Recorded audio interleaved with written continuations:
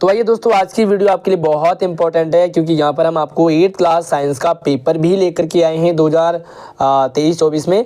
साथ में आप इसके आंसर भी चेक करेंगे, मतलब सॉल्यूशन के साथ। पेपर तो आपको दिखेगा ही, साथ में इसके आंसर भी दिखेंगे। तो अब आंसर भी चेक करते जाइए कि आपके टोटल मार्क्स कितने बन रहे हैं। 60 नंबर का पेपर था, 2.5 घंटे का। और आगे बढ़ो उससे पहले वीडियो को लाइक कर लो और अपने दोस्तों को शेयर जरूर कर देना। सभी प्रश्न अनिवार्य हैं, कंपलसरी है। ABC 3 पार्ट है, हिंदी और इंग्लिश दोनों मीडियम में मिलेगा। तो सबसे पहले हम हिंदी में चेक करेंगे, उसके बाद इंग्लिश में। आप हमारे चैनल को सब्सक्राइब कर लीजिए क्योंकि यहाँ पर आपको सिर्फ एजुकेशनल अपडेट वीडियोज मिलती है। और पहला पार्ट ए, जिसमें आपको 12 प्रश्न थे और ये शॉर्ट आंसर है। पहला प्रश्न है, उस जीवाणु का नाम आपको बताना है जो दूध को दही में बदल देता है ना। भाई दूध को दही में बदल देता है तो उसका नाम आप लिखोगे लैक्टोबैसिलस। ठीक है, लैक्टोबैसिलस इसका करेक्ट आंसर है। और दूसरा प्रश्न है, क्या असातु जल विद्युत का संचालन करता है। तो कई बार भाई मॉर्निंग का इवनिंग में भी सेम पेपर आ जाता है, काफ़ी सारा मैच हो जाता है, तो आप ध्यान से देखें। क्या असातु जल का संचालन करता है, तो इसका आंसर होगा नो, यानी कि नहीं। तीसरा है, पार्श्व परिवर्तन किसे कहते हैं। पार्श्व परिवर्तन, पार्श्व परिवर्तन यानी कि ऐसी इमेज, ऐसी पिक्चर जब वस्तु यानी कि किसी भी चीज़ का लेफ्ट साइड वाला राइट साइड में एंड राइट साइड वाला लेफ्ट साइड में दिखाई देता है ना, तो उसे हम कहते हैं पार्श्व परिवर्तन। भैया आप हमारे इंस्टाग्राम को फॉलो कर लीजिए, हमारे व्हाट्सएप चैनल को जरूर ज्वाइन कर लें क्योंकि वहाँ पर भी मैं आपको सारी अपडेट लगातार शेयर करता रहता हूँ। और सारे लिंक आपको वीडियो के डिस्क्रिप्शन में, व्हाट्सएप का नंबर है, साथ में इंस्टाग्राम की ID है। चौथा प्रश्न है, मादा जननांग में भ्रूण कहाँ रोपित होकर विकसित होता है। जो फीमेल का जननांग होता है, जहाँ पर जो बच्चा है वो टिकता है यानी कि फर्स्ट टाइम, तो भ्रूण कहाँ रोपित होकर बड़ा होता है, तो उसे कहेंगे हम यूट्रस यानी कि गर्भाशय। ठीक है, इसका आंसर है गर्भाशय और इंग्लिश में यूट्रस। अगला प्रश्न है, पेट्रोल और डीजल एक प्राकृतिक स्रोत से प्राप्त होता है। कहाँ से स्रोत, कहाँ से, तो इसका आंसर लिखेंगे पेट्रोलियम। ठीक है, यहाँ पर आप पेट्रोलियम लिखेंगे, हिंदी इंग्लिश दोनों सेम रहता है। छठा प्रश्न है, प्रति सेकेंड होने वाले दोलनों की संख्या को दोलन की क्या कहते हैं। तो ये आपका होता है फ्रीक्वेंसी यानी कि आवृत्ति, रिपीटेशन, आवृत्ति, पुनरावृत्ति होती है ना, फ्रीक्वेंसी। अगला प्रश्न है, वृषण नर युग्मक उत्पन्न करते हैं जिन्हें क्या कहते हैं। तो भाई जब नर जो है बच्चा पैदा होता है तो एक तो फीमेल का यूट्रस में है ना, लेकिन जो नर का युग्मक मतलब किसमें वो पावर होती है जो भ्रूण को पैदा करता है यानी कि बच्चा पैदा करने में, तो इसका आंसर है शुक्राणु। ठीक है, यहाँ पे लिखेंगे आप शुक्राणु मतलब स्पर्म। ठीक है, तो मेल का स्पर्म जब फीमेल के यूट्रस में जाता है तो वहाँ पर वो बॉयल हो जाता है अंडा, सॉरी जो एग होता है उससे फर्टिलाइज होता है और वो भ्रूण पैदा होता है। आगे देखेंगे अगला, तो फसल जब पक जाता है तो उसे काटना क्या कहलाता है। आप फसल पक गई है पूरी तरह से और अगर आप फसल को काटोगे तो क्या कहलाता है, तो वो कहलाता है आपका हार्वेस्टिंग यानी कि कटाई। ठीक है, ये कटाई होती है, मतलब जब फसल पक गई है, तैयार हो गई है, तो क्या करेंगे, उसकी कटाई करेंगे, हार्वेस्टिंग करेंगे। अब यहाँ पर कुछ क्वेश्चंस है। कोलतार एक प्रिय गंध वाला सफ़ेद गाढ़ा द्रव होता है, ये सही है कि गलत है आपको बताना है। तो भाई ये गलत है। क्यों है गलत, क्योंकि भाई कोलतार जो है ना, जो रोडों पे बिछाते हैं, तो रोडों पे बिछाने वाला तो सफ़ेद होता नहीं है ना, तो ना वो प्रिय होता है गंध वाला। भाई गंदा, उसकी स्मेल अजीब सी होती है, तो इसका काला कलर होता है, इसलिए ये गलत हो गया। ठीक है, आगे देखो। यस भाई, वीडियो को लाइक ज़रूर कर लेना और हमें इंस्टाग्राम पे भी आप फॉलो कर लीजिए ताकि वहाँ पर भी आप अपडेट रहें। अनिद्रा, अति तनाव, ज़्यादा तनाव हो जाता है जब अनिद्रा, जब नींद नहीं आती है, चिंता हो जाती है तथा अन्य बहुत से स्वास्थ्य संबंधी विकार ध्वनि उत्पन्न से होते हैं ना। तो ध्वनि जब मान लीजिए बहुत ज़्यादा साउंड पॉल्यूशन हो रहा है, DJ बज रहा हो, है ना, तो क्या वहाँ पर अनिद्रा होती है। भाई DJ बज रहा हो तो क्या आपकी नींद खराब हो सकती है, क्या आपको ज़्यादा तनाव, स्ट्रेस हो सकता है, आपको चिंता हो सकती है ना। तो बहुत सारे ऐसे स्वास्थ्य संबंधी विकार, बिल्कुल सही है भाई, है ना। आपने देखा होगा जब डीजे बजता है तो आपको कई बार आपका सर दर्द हो जाता है ना। भाई जो नाच रहे वो तो ठीक है, लेकिन जिनका कई बार हो जाता है कि नींद आनी होती है तो नींद खराब हो जाती है, चिंता आ जाती है, ठीक है। अगला प्रश्न है, खाद से मिट्टी की जल धारण क्षमता में वृद्धि होती है। जब खाद से मिट्टी की जल धारण की क्षमता में वृद्धि होती है तो ये भी बिल्कुल आपका सच है, यानी कि ट्रू है। अगला प्रश्न है, जब किसी वस्तु पर बल लगाया जाता है यानी कि प्रेशर लगाया जाता है तो उसकी चाल में कोई परिवर्तन नहीं होता। भाई ऐसा थोड़ी होता है, आपने मान लीजिए कोई कुर्सी रखी है ना, कुर्सी पे आप बल लगा रहे हो तो क्या उसकी चाल में परिवर्तन नहीं होगा। मान लीजिए कोई रिक्शा चल रहा है, साइकिल चल रही है, आपने उसे धक्का दिया तो क्या वो सेम रहेगा? नहीं भाई, इसकी स्पीड बढ़ जाती है, तो ये असत्य है, ठीक है। तो इस तरह से आप देख सकते हैं। पेट्रोल के दो उपयोग आप बता सकते हैं। भाई पेट्रोल के दो उपयोग क्या होते हैं? तो बहुत सारे आप बता सकते हैं पेट्रोल के उपयोग। भाई मोटर ईंधन है, भाई गाड़ी वाड़ी चलती है ना पेट्रोल से गाड़ी चलती है। आप लिख सकते हैं पेट्रोल से आप ड्राई क्लीनिंग कर सकते हैं। आप पेट्रोल से कई बार क्या होता है कि आपने देखा होगा जब कीड़े वगैरह कई जगह लग जाते हैं तो पेट्रोल डाल दो, वहाँ पर वो कीड़े मतलब ठीक हो जाएंगे, मर जाते हैं कीड़े, ठीक है। इसी तरह से या तो आप ऊपर वाला करेंगे या नीचे वाला। और यहाँ पर क्या है, निम्नलिखित को अक्षय प्राकृतिक संसाधन अथवा समाप्त होने वाले प्राकृतिक संसाधन के रूप में वर्गीकृत कीजिए। यानी कि कौन सा अक्षय है और कौन सा समाप्त हो जाता है। अक्षय मतलब जो समाप्त नहीं होता है ना, और अक्षय का मतलब होता है जो नष्ट हो जाता है। तो यहाँ पर अगर आप देखेंगे तो भाई ये तो आपको अंडरस्टैंडिंग है। जो अक्षय है, नष्ट नहीं होता, तो सूर्य का प्रकाश नष्ट नहीं होता, वायु भी नष्ट नहीं होती है क्या? लेकिन पेट्रोलियम और गैस वगैरह तो नष्ट होता है। आपने पेट्रोल डाला है वो कम हो जाएगा, है ना। चलती है गाड़ी तो प्राकृतिक गैस भी जो है वो भी कम हो जाती है ना। चलिए अगला देखें। और ये इस तरह से आपके जो इंग्लिश में है तो ये भी मैंने आपको यहाँ पर बता दिया है, लेकिन आप समझ लीजिए यहाँ पर name of the bacteria which convert milk to curd. तो ये आपको मैंने बता दिया यहाँ पर। Does distilled water conduct electricity, what is literal, और इसके जो आंसर हैं वो मैंने पहले शेयर कर दिया। Right to use of petrol B part में। और अब यहाँ पर आपको अगला प्रश्न है कि धातु की एक थाली जल से भरी हुई है। भाई कोई धातु है, उसकी थाली जो है वो पानी से भरा हुआ है।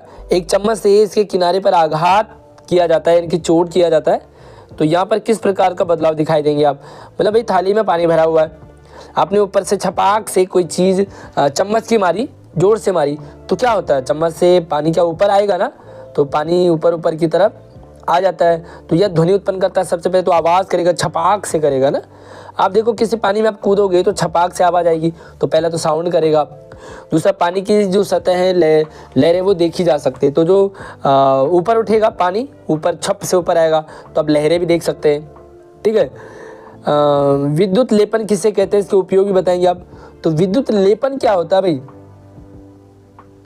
विद्युत लेपन तो इसका किसी अन्य पदार्थ पर किसी वांछित धातु की परत जमा करने का प्रोसीजर है। तो ये जो है इलेक्ट्रिसिटी, ठीक है, विद्युत लेपन। अगला है अगला देखेंगे तो यह बताइए कि निम्नलिखित सामग्री विद्युत चालक है या विद्युत रोधक है। तो आप जानते हैं विद्युत चालक कौन सा है, विद्युत रोधक कौन सा, कौन बिजली को रोकता है और कौन बिजली का सुचालक और कुचालक एक तरह से। ओके, इससे पहले आप यहाँ पर इसके यूजेस भी बताने थे आपको, विद्युत लेपन के यूजेस। तो भाई विद्युत लेपन के यूजेस, आप कार की पुर्जों पर क्रोमियम चढ़ा सकते हैं, लोहे के टिन पर इलेक्ट्रोप्लेटिक कर सकते हैं। इसके अलावा आप कुछ और भी लिख सकते हैं, ठीक है। अगला प्रश्न आपके लिए है विद्युत रोधक और विद्युत चालक। इनमें कौन से जो है विद्युत रोधक हैं और कौन सा विद्युत चालक है। जैसे कील को अगर हम कहें तो विद्युत चालक है, ठीक है। इसी तरह से पत्थर को कहेंगे विद्युत रोधक है। तो आपको यहाँ पर ये आंसर करना है। जैसे भाई नल का पानी है ना, तो टोटी नल है, ये तो विद्युत का चालक है। भाई आप टोटी और नल पानी से तो करंट लगता है ना, तो इसी तरह से आगे देखेंगे। अगला सवाल है जरायुज और अंड प्रजक जंतु के बीच में क्या अंतर है भाई? एक तो जरायुज होता है ना, एक अंड प्रजात होता है जो अंडे देता है, और एक तो आप देख सकते हैं अगर जरायुज की बात करेंगे तो भाई जरायुज क्या करता है, ये बच्चे पैदा करता है ना, बच्चे जन्म देता है। अगर हम अंडज की बात करेंगे तो यहाँ पर अंडे देता है। सिंपल सी बात है, कुछ डायरेक्ट बच्चे देते हैं तो कुछ अंडे देते हैं। अब आप अगर यहाँ पे कुत्ते की बात करेंगे तो कुत्ता क्या करता है भाई, बच्चे देता है ना। लेकिन अगर हम पक्षी की बात करेंगे तो पक्षी क्या करता है, वो अंडे देता है। अगर हम इंसान की बात करें तो इंसान क्या करता है, अंडे देता है। तो भाई इंसान क्या करता है, बच्चे पैदा करता है। लेकिन अगर हम फिश की बात करें या चींटी की बात करें तो चींटी अंडे देती है। इसी तरह से आप यहाँ पर इसके अंतर लिख सकते हैं। अगला प्रश्न है, कायांतरण से आप क्या समझते हैं, इसके एग्जाम्पल भी आप बताएंगे। कायांतरण क्या होता है? तो भारी परिवर्तनों के माध्यम से लार्वा का वयस्क में परिवर्तन हो जाता है ना, जैसे मेंढक या रेशम कीट वगैरह। तो इस तरह से आप इसके एग्जाम्पल भी लिख सकते हैं। कुछ और भी आप बता सकते हैं। और भाई हमें भी अपना कौन से स्कूल से आप इस वीडियो को देख रहे हैं, आप हमें कमेंट में ज़रूर बताइए आपका स्कूल कौन सा है, ताकि हमें ये समझ में आए कि भाई हमारी जो वीडियोज़ है वो किस किस स्कूल में देखी जाती है। कुलियों को जब भारी बोझ होना होता है तो वे उससे पहले अपने सिर पर एक कपड़े को गोल लपेट कर क्यों रखते हैं? भाई आपने देखा होगा कुलियों को, या कोई भी कुलियाँ ही छोड़ो, कोई भी सामान हो, भारी सामान होगा तो क्या करते हैं लोग, सबसे पहले एक कपड़ा जो है वो गोल सा उसे बांधते हैं और फिर सर पे रखते हैं, उसके बाद सामान रखते हैं। तो ऐसा क्यों करते हैं भाई? सबसे पहली बात है कि अगर आप डायरेक्ट सर पे रखेंगे, हो सकता है कोई भारी वजन हो, तो एक तो वजन आपको कम लगेगा, एक सिर पर दबाव कम हो जाता है। मतलब डायरेक्ट जो है वो आपने कपड़ा इस तरह से गोल बना दिया, इसके ऊपर सामान रख दिया, तो सामान का कपड़े पर वजन होता है तो सिर पर डायरेक्ट नहीं होता। कई बार क्या होता है कि हमें भाई कोई हार्ड चीज़ है सर पे रखा तो हार्ड चीज़ से प्रॉब्लम हो सकती है। इस तरह से आप कुछ और भी लिख सकते हैं। अथवा में या तो आप इसकी अथवा में लिखेंगे भाई निम्नलिखित स्थितियों पर बल के प्रकार का नाम बताएंगे, कौन सा बल लगता है किस पर। तो अगर हम कहें कि भाई पानी की बाल्टी उठाना तो किस पर बल लगता है, ये मांसपेशीय बल होता है, मांसपेशीय बल। और अगर हम कहें कागज़ का आवेशित पैमाने की ओर आकर्षित करना, कोई कागज़ जो अपने आवेशित पैमाने की ओर आकर्षित हो रहा है तो ये इलेक्ट्रोस्टैटिक बल होता है। आगे देखेंगे पेट्रोलियम का निर्माण किस प्रकार होता है, जो पेट्रोलियम है वो कैसे बनता है, तो इसको आपको एक्सप्लेन करना है। तो इसके काफ़ी सारे रीज़न हैं। पेट्रोलियम का निर्माण किस प्रकार होता है, तो समुद्र में रहने वाले जीवों से बनता है पेट्रोलियम, है ना। दूसरा है आप देखेंगे तो शव के नीचे जो डेड बॉडी होती है उसके नीचे भी जमा हो जाता है, तो इस तरह से भी पेट्रोलियम, है ना। साथ में उच्च तापमान और दबाव, साथ में मृत जीव जो मर जाते जीव उनको भी पेट्रोलियम में बदल देते हैं, उच्च तापमान। तो टेम्परेचर भी जो है वो मृत जीव को पेट्रोलियम में बदल देते हैं, ये भी एक प्रोसीजर है। और अगला सवाल है, एक कढ़ाई निर्वात में रखी है, उस पर किसी छड़ी से चोट मारी जाती है। अगर आप कढ़ाई पे चोट मारेंगे तो क्या, पहला सवाल है क्या कढ़ाई में कंपन होगा, बताइए भाई कढ़ाई में कंपन होगा या नहीं होगा। दूसरा सवाल है, क्या हमें किसी प्रकार की ध्वनि सुनाई देगी तो कैसे देगी। तो पहला तो भाई कंपन होगा, उसमें वाइब्रेट होगा, है ना। तो यहाँ पर आप लिख सकते हैं फ्राइंग पैन विल वाइब्रेट होगा। एंड क्या हमें ध्वनि सुनाई देगी, तो इसका आंसर होगा नहीं सुनाई देगी, नो। ध्वनि निर्वात में यात्रा नहीं करती है ना। तो जो निर्वात होता है वहाँ पर जो साउंड है, sound can not travel in vacuum, तो वैक्यूम में साउंड जो है वो ट्रेवल नहीं करता है, इनकी गति नहीं करता है। तो ये आपके इंग्लिश मीडियम में है और मैंने आपको समझा दिया, ये आप इसे देख सकते हैं यहाँ पर। और जो क्वेश्चंस है ताकि आपको एक इंग्लिश और हिंदी दोनों में समझ में आ जाए। हालांकि आपको लिखने के लिए समझना बहुत ज़रूरी है, और अगर आप समझ लेते हैं तो आपको फिर लिखने में दिक्कत नहीं आएगी। अथवा वाला देखिए, इनके प्रश्नों के उत्तर देने हैं। कर्णपटह का क्या कार्य है। दूसरा है, क्या ध्वनि को संचरण के लिए कोई माध्यम चाहिए। भाई ध्वनि अगर आप साउंड ट्रैवल करेगा तो क्या उससे कोई मीडियम चाहिए, है ना, मीडियम चाहिए क्या, हाँ या नहीं। हर्ट्ज का प्रतीक क्या है वो लिखना है आपको। तो भी पहले वाले का आंसर लिखेंगे, कर्णपटह का कार्य क्या होता है। तो ये क्या करता है, साउंड सिस्टम जो वाइब्रेट है उसे सेंड करता है इनर ईयर में। तो क्या लिखेंगे, भीतरी कान में कंपन भेजने के लिए ये कार्य करता है। अगर आप इंग्लिश में कहेंगे तो send vibration to inner ear, जो इनर ईयर होता है उस पर साउंड वाइब्रेशन जो है वो सेंड करता है। दूसरा है क्या माध्यम चाहिए क्या ध्वनि को संचरण के लिए? बिल्कुल चाहिए भाई, बिल्कुल हाँ, इसका आंसर आएगा यस। ठीक है, यानी कि हाँ हाँ लिखेंगे। हर्ट्ज का प्रतीक क्या लिखेंगे? तो हर्ट्ज का प्रतीक हर्ट्ज ही होता है, हर्ट्ज। और अगला है 10वां, मानव नेत्र का एक नामांकित चित्र बनाएंगे। तो भाई मानव नेत्र का आप चित्र बना सकते हैं, है ना। ये आपको क्लास में बताया होगा किस तरह से आपको बनाना है। मानव आँख बनाओगे, उसमें रेटिना वगैरह सारी चीज़ें, है ना। अगला है दीप्त पिंड के 2 उदाहरण आप लिखेंगे। तो भाई कोई दीप्त पिंड है उसके उदाहरण आप लिखेंगे। भाई सूरज आप लिख सकते हैं, दीप्त पिंड जो जल रहा है ना। तो सूरज जो जल रहा है आप देख सकते हैं। मसाल आप देखोगे, जो मसाल है वो जलता है ना। टॉर्च वगैरह लिख सकते हैं आप, टॉर्च जलता है, सूरज जलता है।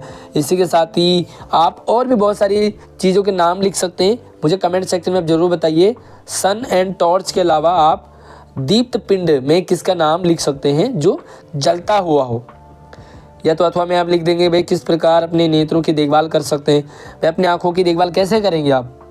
ये तो हमें जब आई फ्लू होता है तो हमें अच्छे से पता है, भाई चश्मे का प्रयोग करेंगे। काले वगैरह चश्मे लगाए हमने आई फ्लू में, है ना। तो उससे क्या होता है, हमारी आंखों में डायरेक्ट रोशनी नहीं पड़ती है। आप दिन के टाइम में सूरज की तरफ डायरेक्ट ना देखो, है ना। दिन में, हालांकि सुबह भी नहीं देखना चाहिए, लेकिन फिर भी कई लोग कहते हैं सुबह सुबह देखोगे तो आँखें मतलब ठीक रहती है, ऐसा लोग कहते हैं, बट देखना नहीं चाहिए। इसके अलावा आप लिख सकते हैं आँखों को बार बार रेगुलर जो आप ठंडे पानी से धोएं। ऐसे मतलब आप छपाक से मारे, ऐसे आंखों को बंद खोल के ऐसे खूब सारा पानी ठंडा ठंडा डालेंगे। तो ये इस तरह से आप और भी बहुत सारी चीज़ें लिख सकते हैं। एक सवाल है आपको, वे कंधे पर लटकाने वाले बैग में चौड़ी पट्टी क्यों लगाई जाती है? आपने देखा होगा चौड़ी पट्टी लगाई जाती है, तो वो क्यों लगाई जाती है ना। नीचे से पतली होती है लेकिन ऊपर कंधे तक वो बड़ी चौड़ी होती है। तो चौड़ी क्यों होती है आप देखोगे तो किस तरह से होता है, एक बार मैं आपको बता दूं। यहाँ जो है इस तरह से चौड़ी पट्टी होगी और उसके नीचे आपको पतली से दिखाई देती है ना। तो ये कंधे में चौड़ी क्यों होती है, इसका रीज़न क्या है? तो सबसे पहले कंधे के संपर्क में सतह क्षेत्र को बढ़ाना होता है भाई, क्योंकि कंधे में अगर आप बिल्कुल बारीक करेंगे तो दर्द होगा, कंधों पर दबाव भी ज़्यादा होगा, तो प्रेशर कम होता है। साथ में जब पट्टी बड़ी हो जाती है तो हमें दर्द भी नहीं होता और आराम से हम भारी सामान भी ले जा सकते हैं। इस तरह से आप लिख सकते हैं। अब यहाँ पर आपको अगला प्रश्न है, गद्यांश को पढ़ना है। किसी स्थान पर उगाए जाने वाले एक ही प्रकार के पौधों को फसल कहते हैं। भारत में फसलों को ऋतु के आधार पर बांट सकते हैं। रबी और खरीफ फसल जुताई करके मिट्टी तैयार और समतल की जाती है। मिट्टी में पोषकों की समृद्धि और पुनः पूर्ति की आवश्यकता होती है, जिसे कार्बनिक खाद तथा उर्वरक के उपयोग से किया जाता है, जैसे यूरिया, अमोनियम सल्फेट। उचित समय एवं अंतराल पर फसल को जल देना सिंचाई कहलाता है। ठीक है, तो सिंचाई वगैरह फसल के बारे में यहाँ पर पूछा गया है। तो पहला प्रश्न आपके लिए कि निम्नलिखित में से कौन सा सिंचाई का स्रोत नहीं है? सिंचाई का स्रोत कौन सा नहीं है भाई? तो कुआं है, बिल्कुल है। जलकूप है, नदियाँ भी हैं, लेकिन गैस पाइपलाइन तो भाई गैस का काम करता है ना, आपने देखा होगा। एलपीजी जो होता है वो गैस पाइपलाइन सिंचाई के काम नहीं आता। ठीक है, तो इसका आंसर हो गया आपका डी। अब अंग्रेजी में आपके इंग्लिश मीडियम में, आप इंग्लिश मीडियम में भी प्रश्न समझ लीजिए, बट कितने मार्क्स आ रहे हैं यहाँ पर, इसका आंसर आ जाएगा गैस पाइपलाइन। ठीक है, बाकी ट्यूबवेल है, वॉल है, रिवर, सारे तो सिंचाई के हैं। उर्वरक का उदाहरण आप बताएंगे, तो भाई उर्वरक का उदाहरण आपका होगा यस, यूरिया। धान को वर्षा ऋतु में उगाया जाता है, क्योंकि भाई धान को क्यों वर्षा, आपने देखा होगा धान रोपाई वाले होते हैं ना, तो पानी में ही उगाए जाते हैं। उसका रीज़न क्या है ये आपको बताना है। तो आप देख सकते हैं इसका आंसर, जल्दी बताइए। इससे कम हवा की आवश्यकता होती है, ये नहीं है। इससे बहुत अधिक पानी की आवश्यकता, बिल्कुल भाई पानी की आवश्यकता होती है ना, इसीलिए आसानी से भंडारण किया जाता है। तो इसका क्या मतलब है भाई, भंडारण अलग चीज़ है जब पक जाए, लेकिन फिलहाल उगाया क्यों जाता है, क्योंकि उसे पानी की ज़्यादा ज़रूरत पड़ती है। अथवा में भी आप लिख सकते हैं, या आपको तीसरे प्रश्न का अथवा में लिखा है कि निम्नलिखित में से कौन कृषि उपयोग होने का औजार नहीं है। भाई कृषि के लिए कौन सा औजार नहीं है? जल्दी से बताओ। ये हल है, बिल्कुल है। कुदाली है, कल्टीवेटर भी है। कल्टीवेटर क्या होता है, हालांकि ये मैं समझ नहीं पा रहा हूँ वैसे, शायद है, क्योंकि आंसर मैंने देख लिया कि उर्वरक जो है वो फसल के लिए, ज़मीन के लिए चाहिए होती है, बट कृषि के लिए औजार नहीं है। तो आपका आंसर सी है। बट कल्टीवेटर क्या होता है भाई, मुझे कमेंट सेक्शन में ज़रूर बताइए, ताकि मैं भी आपके साथ अपडेट रहूं। और अगला है, हम अपने चारों ओर अनेक प्रकार की वस्तुएं देखते हैं। जब हम कोई टॉर्च या मोमबत्ती जलाते हैं तो उस कमरे में रखी वस्तुएं देख सकते हैं। टॉर्च या मोमबत्ती से बिना प्रकाश के वस्तुओं को नहीं देख सकते। वस्तुओं को दो भागों में बांटा जा सकता है, दीप्त और अदीप्त वस्तुएं। जिन वस्तुओं को का प्रकाश होता है वे दीप्त वस्तुएं कहलाती हैं। प्रकाश सरल रेखा में गमन करता, सीधी रेखा में, है ना। प्रकाश जो टेढ़ी टेढ़ी नहीं जाती, सीधी जाएगी। आपने सूरज की किरणें देखी होंगी। जब प्रकाश के पथ में कोई पारदर्शी वस्तु आ जाती है तो छाया बन जाती है। सॉरी, अपारदर्शी। मान लीजिए यहाँ से प्रकाश गया और यहाँ पे कोई ऐसी दीवार है, तो इसके पीछे प्रकाश जाएगा नहीं, लेकिन क्या बन जाएगा, शैडो बन जाएगा, छाया। अब प्रश्न है आपके लिए, जब प्रकाश चमकदार सतह पर टकरा कर वापस लौटता है तो इसे क्या कहते हैं। जब चमकदार वस्तु पर टकराएगा तो क्या कहेंगे उसे? उसे कहेंगे, तो उसको लिखेंगे भाई रिफ्लेक्शन, परावर्तन। हाँ, example of the fertilizer is, yes, ये इंग्लिश मीडियम में हो गए। और उसके बाद 13वें का हो गया हमारे पास दूसरा प्रश्न, सूर्य की छवि बनाने वाले उपयोग किए जाने वाले उपकरण का क्या नाम बताएंगे। भाई सूर्य की छवि बनाता है जो, और इसे कहेंगे आपका पिन होल कैमरा। तो ये है आपका सूची छिद्र कैमरा, यानी कि पिन होल कैमरा। अगला है आपका, किस प्रकार की वस्तु प्रकाश को अपने से होकर गुजरने नहीं देता। तो प्रकाश को कौन सी वस्तु पार नहीं जाने देती। तो भाई इसका है आपका आंसर अपारदर्शी।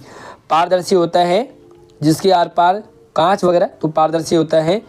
दूसरा आपके लिए पारभासी वस्तु का उदाहरण आप बताएंगे। इन चारों में से पारभासी वस्तु कौन सी है? तो भाई ये है आपका बटर पेपर, यानी कि चिकना कागज, बटर पेपर। गद्यांश को पढ़ेंगे और यहाँ पर आपको फिर से इस गद्यांश को पढ़ें और एक बार इसे आंसर दें आप। तो भाई ये आपका है पहले का है एलिमेंट, पहले का आंसर होगा एलिमेंट।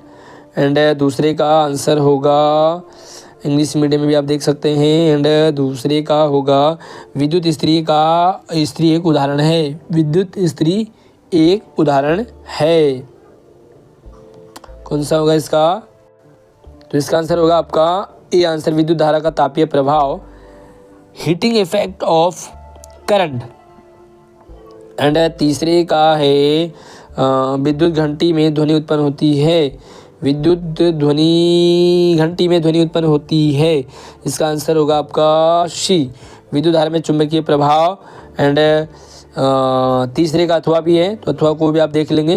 भाई सारे सवाल आपकी बहुत अच्छा पेपर ही आया था, बहुत कठिन नहीं था। मिलान आपको करना है 15वें में, तो किस तरह से आप एक दूसरे से मिलान करेंगे इन वर्ड को। तो भाई पहले का एक बार मैं पूरा आपको दिखा देता हूँ। यस, आप हिंदी में भी देख सकते हैं, सॉरी इंग्लिश में भी देख सकते हैं, लेकिन मैं यहाँ पर आपको एक बार बताऊँ। लुई पास्चर, तो लुई पास्चर जो किण्वन इन्होंने खोज की थी एंटीबायोटिक। एंटीबायोटिक क्या है भाई? एंटीबायोटिक है आपका फोर्थ स्टेम्पोमाइसिन। एंड एडवर्ड जेनर है आपका, यस, चेचक का टीका है। शैवाल क्या होता है? शैवाल होता है आपका यस, छठा वाला। और परिरक्षक क्या होता है आपका? परिरक्षक एंथ्रेक्स। तो भाई इसे आप थोड़ा सा देख लेंगे, तो ये थोड़ा सा इसमें कन्फ्यूजन सा हो रहा है, तो आप इस आंसर को एक बार, इस क्वेश्चन को एक बार दोबारा से देख लें।